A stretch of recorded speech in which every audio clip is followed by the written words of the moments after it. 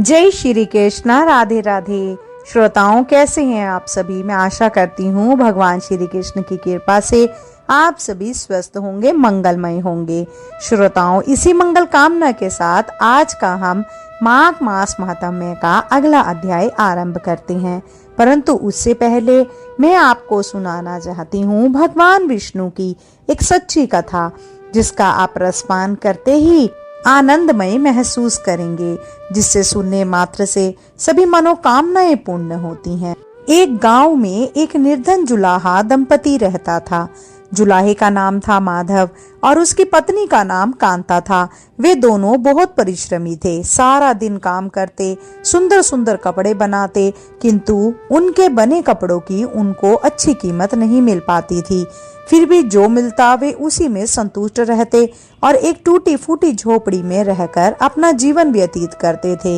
वे बहुत संतोषी स्वभाव के थे। वह दोनों भगवान श्री कृष्ण के अनन्य भक्त थे। दिन भर के परिश्रम के बाद जो भी समय मिलता उसे वे दोनों भगवान के भजन कीर्तन में बिता देते।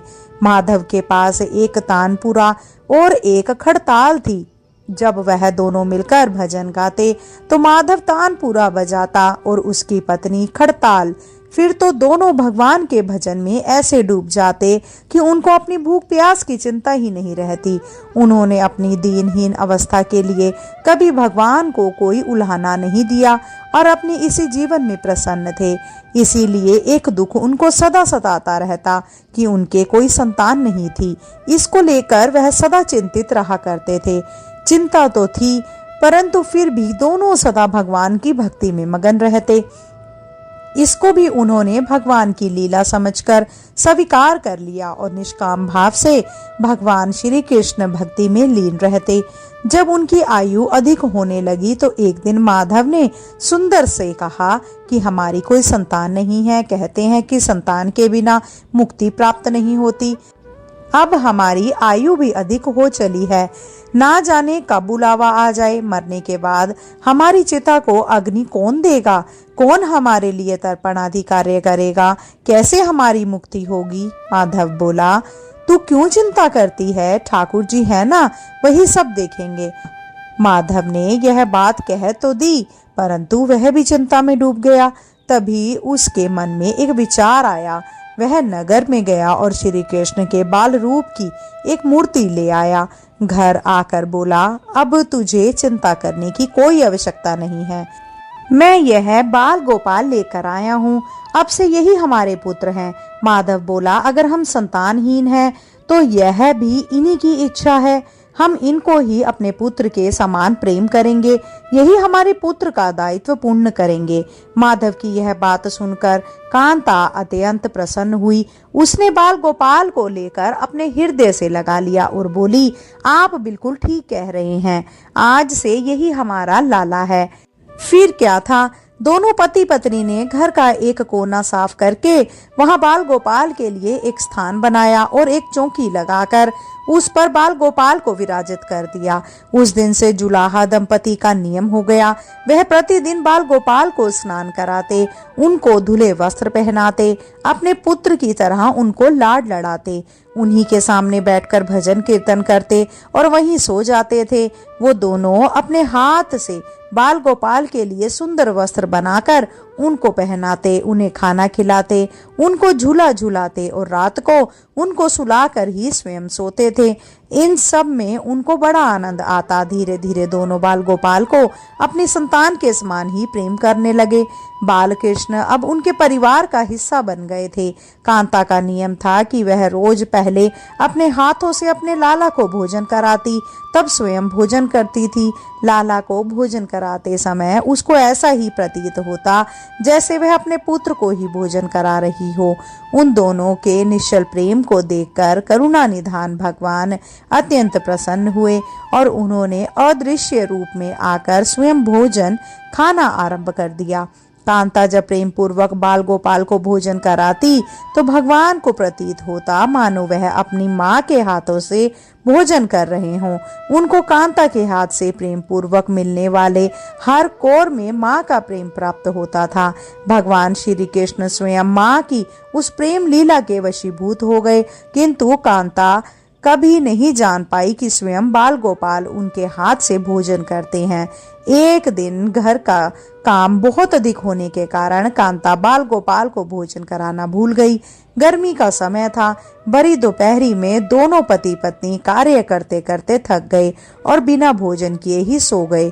उनको सोए हुए कुछ ही देर हुई थी कि उनको एक आवाज सुनाई दी, मैया बाबा, मुझको भूख लगी है। दोनों हड़बड़ा कर उठ गए। चारों ओर देखा, आवाज कहाँ से आई, किंतु कुछ दिखाई नहीं दिया। तभी अचानक लीला को याद आया कि आज उसने अपने लाला को भोजन नहीं कराया है। वह हड़बड़ा कर उठी और दौड़कर लाला के पास पहुंची तो देखा कि बाल गोपाल का मुख कुलमाया हुआ है। इतना देखते ही दोनों पति पत्नी वहीं उनके चरणों में गिर पड़े। दोनों की आंखों में आंसुओं की धार बहर निकली और लीला तुरंत भोजन लेकर आई और ना जाने कैसा प्रेम उमड़ा कि उसने लाला को उठाकर अपनी गोद में बिठा लिया और भोजन कराने लगी। दोनों पति पत्नी रोते जा रहे थे और लाला को भोजन कराते जा रहे थे।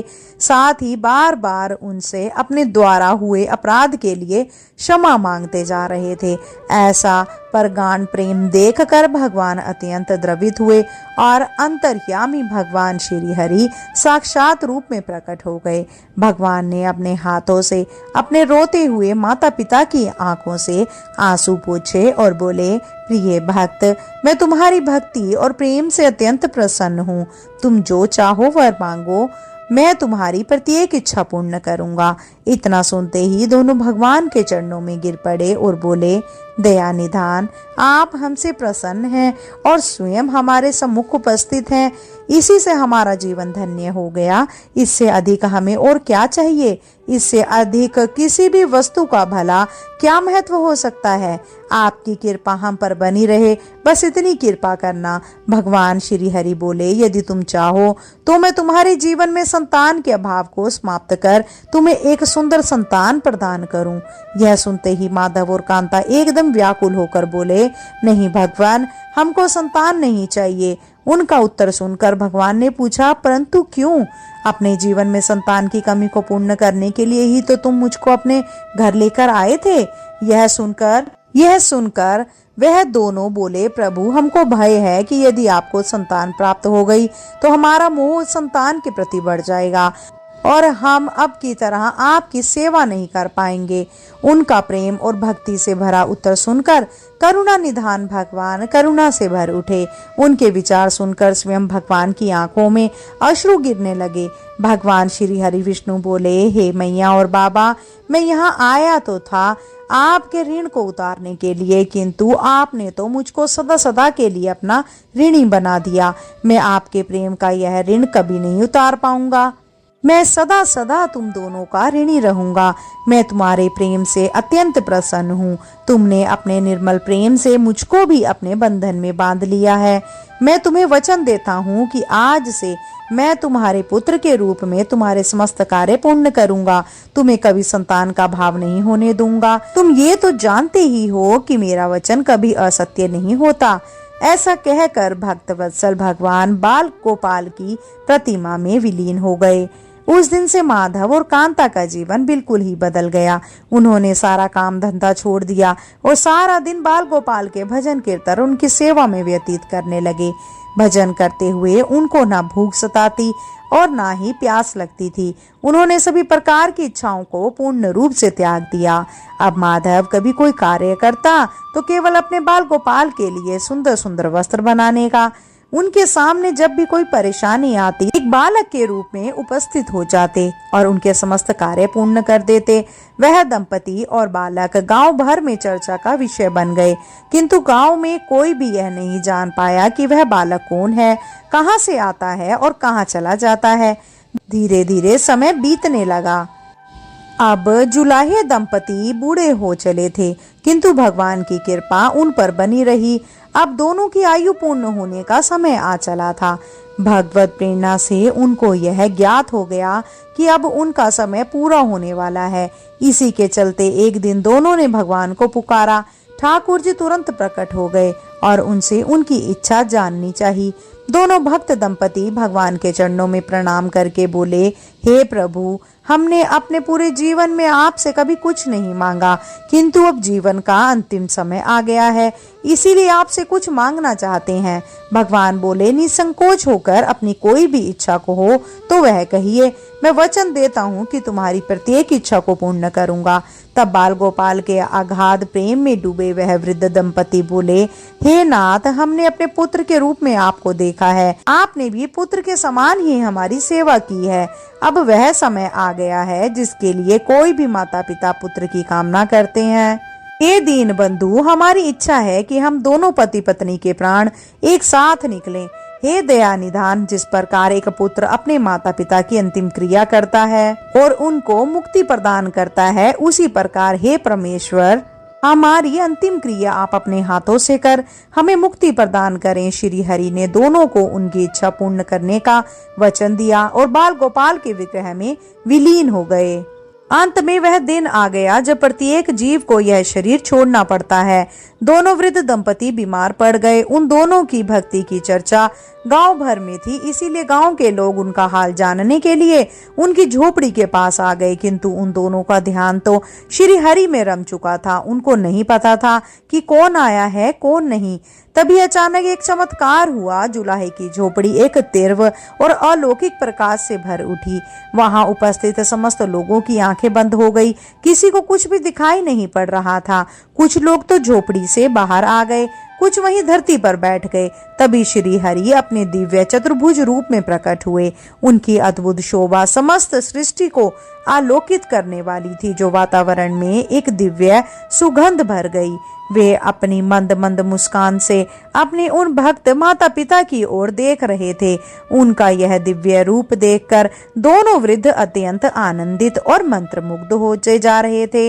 अपने दिव्य दर्शनों से दोनों को तृप्त करने के बाद करुणामयी लीलाधारी समस्त सृष्टि के पालन करता श्री हरि वहीं उन दोनों के निकट धरती पर ही उनके सिरहाने बैठ गए। भगवान ने उन दोनों भक्तों का सिर अपनी गोद में रख लिया, उनके शीश पर प्रेम पूर्वक अपना हाथ रखा, तत्पश्चात अपने हाथों से उनके नेत्र बंद कर दिए। इतना करते ही तत्काल दोनों के प्राण निकलकर श्री हरि में विलीन हो गए। पंचभूतों से बना शरीर पंचभूतों में विलीन हो गया।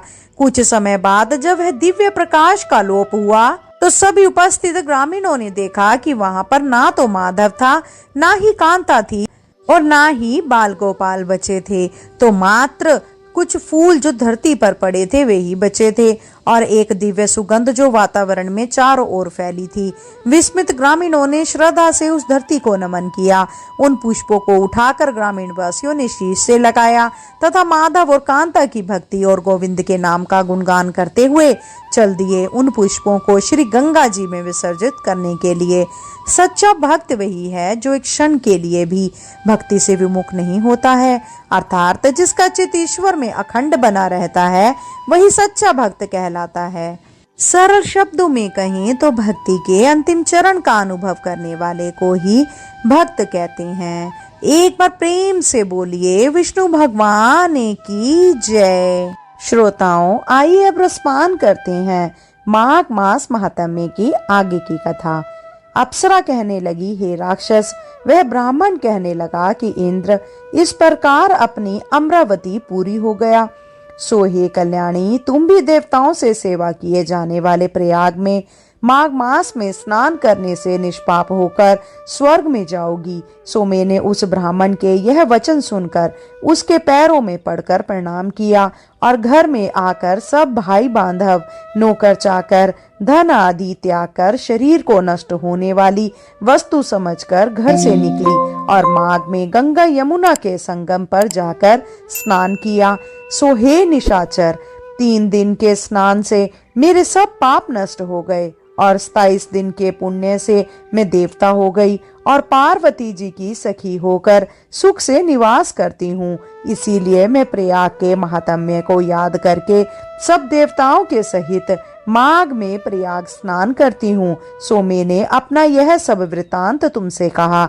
तुम भी इस योनि में पड़ने और कुरूप होने का सब कारण कहो। तुम्हारी दाढ़ी और मूछें बहुत बड़ी बड़ी हो गई हैं और पार्वती की गुफा में वास करते हो। निशाचर कहने लगा कि हे भद्रे, सज्जनों से गुप्त बात कहने में भी कोई हानि नहीं होती। मुझको अब कोई संचय नहीं रहा कि मेरा उद्धार तुमसे ही होगा। सो मैं अपना सब वृत्तांत तुमसे कहता हूँ। मैं काशी में वेदों का ज्ञाता था और बड़े उच्च कुल के ब्राह्मण के घर में जन्म लिया था। मैंने राजा, पापी, शूद्र और वेश्यों से अनेक प्रकार के दान लिए। मैंने दान लेने में चंडाल को भी नहीं छोड़ा। उस जन्म में मैंने कोई भी धर्म नहीं किया, वहीं पर ही मृत्यु को प्राप्त हो गया। तीर्थ स्थान पर मरने के कारण नरक में नहीं गया। पहले 2 बार गिद्ध योनि में, 3 बार व्याघ्र योनि में, 2 बार सर्प योनि में, 1 बार उल्लू की योनि में और अब 10वीं बार राक्षस हुआ हूँ और सैकड़ों वर्षों से इसी योनि में हूँ। इस स्थान को 3 योजन तक मैंने जंतुहीन कर दिया है। बिना अपराध के बहुत से प्राणियों को मैंने नष्ट किया। इस कारण मेरा मन अत्यंत दुखी है। तुम्हारे दर्शन से चित्त में कुछ शांति अवश्य आई है, क्योंकि सज्जनों का संग तुरंत ही सुखदायी होता है। मैंने अपने दुख के कारण आपसे कहे और सज्जन लोग सदैव दूसरों के दुखों से दुखी होते हैं। अब यह बताओ कि इस दुख रूपी समुद्र को कैसे पार कर सकता हूँ? क्या क्षीर सागर हंस को ही दूध देता है, बगुले को नहीं देता?